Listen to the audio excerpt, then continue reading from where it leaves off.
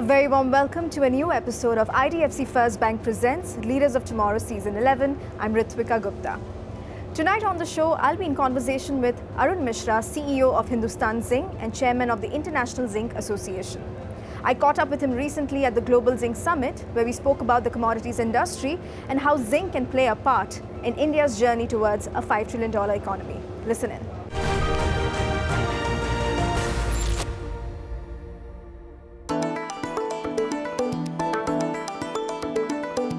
India is blessed with abundant mineral resources which are crucial for its economic growth. In the post-independence era, there has been a significant expansion of the mining industry, resulting in the availability of minerals that were previously considered scarce. However, the industry's focus on growth at all costs has led to unsustainable practices and developments. Although the situation has improved due to initiatives like the Make in India campaign and the development of renewable energy projects, many past issues remain and require attention. Hindustan Zinc Limited, a pioneer in the industry, is striving to create a favorable environment that promotes innovation, prioritizes safety, and maximizes the efficient use of natural resources. Thank you so much for joining us on the show today. Thank you so much. So, the theme for our show this season is Ideas for New India. And I want to begin this interview by asking you to share some of your 4 to 5 big ideas which you have for the commodities and the mining industry. So overall, if you look at India, it's currently 5th largest economy and it is an aspiration to become one of the top 3. Yeah. And if it has to go there, it has to go a big way in the infrastructure. That can open up the huge potential that Indian economy has. Now, if it increases its infrastructure spend, it will be coupled with huge growth in steel sector, aluminium sector, and also followed by zinc sector. Now, if that were to happen, it puts huge responsibility on India to go green.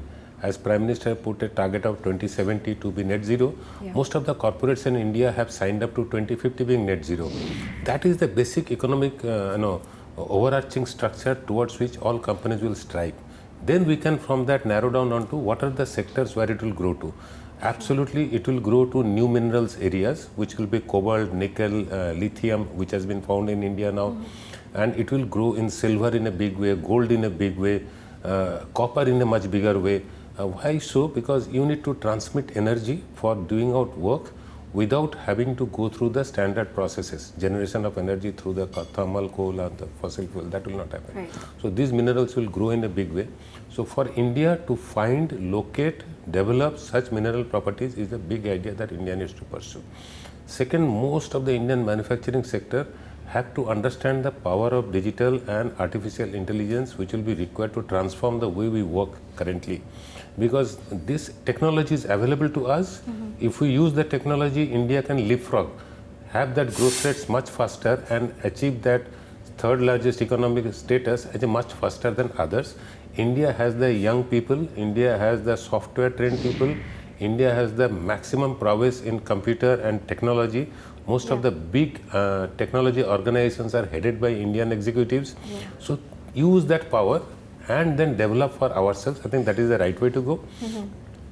Third big idea for India is no country can become a big economic power unless it has huge technological development for the defense of its own territory. So Indian defense sector also will see a huge growth. You have to have the capability to produce own air power, to produce own tracking, surveillance technology, which will also add to the might of India. I think these 3-4 areas, if India concentrates in the next decade or 2, India will be there on the top 2 or 3 countries in the world. Right, wonderful. I want to also understand the role of zinc. It's been reported that zinc is a critical enabler, for India to achieve its $5 trillion economy. I want to understand its role when it comes to, different sectors, the infrastructure, like you mentioned, manufacturing, agriculture. What can you tell us? So every year, roughly about 3 to 4% of our GDP gets wasted because of corrosion. And so that's the maximum best use of zinc is in preventing corrosion, which is through galvanizing steel, and it will continue to grow in a big way. And that, as today morning we heard from the Minister of Steel, that India currently about 150 million tons of steel, and it wants to grow to 300 million tons of steel. Roughly 40 to 50% of that will be flat steel, which is required for your automotive transport or roads and bridges, very special structural segments. All that need to be galvanized if you want to prevent corrosion. Right. Indian railways lose about 10 to 15 kilometers of railway lines every year because of corrosion. We need to protect that. India would be going on the high-speed railways, and you can't afford high-speed railways running on railway lines where you have doubt on its structural ability because of the fear of corrosion. You have to have more and more, galvanized railway lines for use. Parallelly, Indian fertilizers are in a big demand, in the sense Indian farmers are all looking to double or triple their income from the land that we have. And in Indian land are mostly fractured. Very small amount of land in every individual farmer that we see. If you have to increase the productivity of that, then of course the use of zinc fertilizer would be a very big enabler in that. At the same time, all of us know that zinc is also a basic nutrient that human body needs, and that medicinal use will continue to grow. Zinc will also become a very good alternative to the so-called talk of lithium batteries. Zinc will be an alternative for energy storage solutions through zinc air or zinc flow batteries, and huge developments and innovations are coming in that space. Next 4 to 5 years, you would see zinc becoming a normal battery item, which is currently with the lead, and people are going from lead to lithium. That there is a space in between which will be covered by zinc air batteries, and I see a big future out there. Right. You mentioned the medicinal value of zinc as well. Is that part of the government's initiatives to incorporate that in their initiatives, to boost immunity and address malnutrition and stuff like that? It has always been known to human being that zinc is a part of healthy nutrient. The point is, how do you allow this to come into the body? So one way is of course through the medication route that we see. Other way is through as a nutrient in the fertilizers that we normally use. It has to come through food. Sending medicine or any nutrient, any element to the human body through the food is the easiest route. Right. Whereas sending it through any other form, in the form of medicine, is a slightly difficult route. So I am sure that zinc sulfate as a nutrient would be promoted heavily, and government is all for it. At the end of the day, with the huge population of India, government needs to find out how the productivity increases, and with the minimum amount of food, how can you get all the nutrients that the human body needs. I think that's the way to go. Right. And talking about fertilizers, you are also venturing into the fertilizer business. Talk to us about the motivation behind it. No, as a part of producing zinc, we also produce sulfuric acid, and which is a very we produce at 98% concentrated sulfuric acid. And the only way we can dispose of the sulfuric acid, again through various fertilizer manufacturers or various sulfonation plants who are far away from us, and we have to carry this acid all the way through the road transport, which is a hazardous process by itself. The area where we are in Rajasthan, if you take the map from Gujarat, Rajasthan, parts of Madhya Pradesh, Western Uttar Pradesh, Haryana, this is the belt where a lot of DAP fertilizer is consumed. Right. About 1 million ton of DAP fertilizers are imported into India to serve the farmers there. So that is the gap we want to bridge. One, we want to get rid of hazardous chemical and convert it into a very harmless, usable fertilizer product. Second, the farmers who are forced to consume imported fertilizer, we want to supply them domestic, local made fertilizer, so that it is cost effective for them. Also, it is easy for them to buy, store in small quantities and tend to their work. So this is the gap where we are coming in, and I am sure it will. Of course, if I look at profitability or money wise, it may not be as lucrative as zinc, but it will surely serve a big social purpose that also we Vedanta Group believes in. Right. When we talk about New India, one of the biggest challenges is to establish a sustainable future. Hindustan Zinc has forayed into LNG trucks for transportation, and you're also in the EV space, for your underground operations. Talk to us more about that. We firmly believe that we have to move towards net zero operations as soon as possible. But saying net zero does not only mean reducing emissions from the operations. We want to be water positive. We are already 2.4 times water positive. We want to be 5 times water positive. What does it mean? It means that every liter of water that I take from the environment, I give back 5 liters of water, so that our areas around us becomes water rich. We are also looking at touching more than million people's lives through our CSR initiatives. So like that, we have charted out our own sustainable development goals for Hindustan Zinc. One of the big enablers there is for reducing emission is also converting all our diesel based trucks and mining equipment into EV equipment. We have already started off by light commercial EV vehicles on surface. We have started off by support equipment for Normet make into the underground very recently, and we are very well ahead in the space for getting in production equipment which are all EV equipment. And I have planned expenditure of $1 billion over next 5 years for replacing about say 500 or 600 of the total 700 to 900 equipment that we use, EV equipment only. It is also backed up by, I have signed up for 200 megawatt renewable power. I am in the process of signing up for another 250 megawatt of renewable power. So it will be 450 megawatt of round the clock renewable power, which is a mix of solar as well as wind power. This is the first time in India, first industry to sign such a mega contract, and being so highly ambitious to use only renewable power for operation. And it should start happening from 2024. And if we have renewable power into industry, we have battery equipment charged from renewable power, then we have made it, it will be world's first such operation. And India will be proud to be there, that we can be saying that India has done it well ahead of anybody else. It's time for a quick break here. We'll be back shortly. Stay tuned.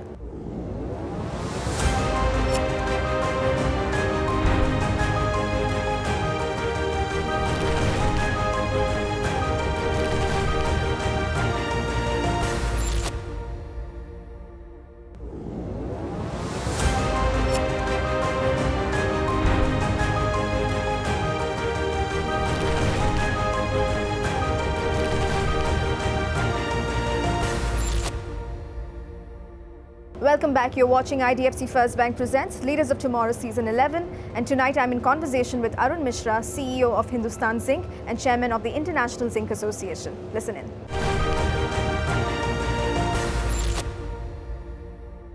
I also want to talk about the role of technology. Mining companies, around the world, they are embracing a mix of AI, automation in their operations. How do you view technology? How is the company embracing digital disruption?